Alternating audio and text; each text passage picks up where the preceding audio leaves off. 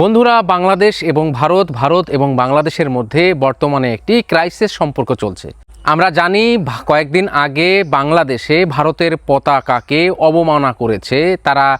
বুয়েটের যে ক্যাম্পাসে যাওয়ার এন্ট্রি এক্সিট গেট, সেই গেটের নিচে ভারতের পতাকাকে এভাবে করে আর্ট করে রেখেছে এবং স্টুডেন্ট তারা জুতা দিয়ে পা দিয়ে ওই দিকে যাচ্ছে, মানে ভিতরে যাচ্ছে এবং বাইরে আসতেছে। আমি জানি না বাংলাদেশে কোন শ্রেণীর লোকরা বসবাস করে যারা ভারতের সাথে সম্পর্ক ভালো চায় না। আমি তাদেরকে একটি মেসেজ দিতে চাই যে আপনারা ভালো রাখতে না চাইলেও এখনও বাংলাদেশে অনেক শ্রেণীর লোক আছে যারা ভারতকে অনেক ভালোবাসে এবং ভারতকে সাপোর্ট করে, ভারতে যাওয়া আসা করে। আপনাদের কারণে তাদের কি হবে পরিস্থিতি, এটা একবার চিন্তা করে দেখেন।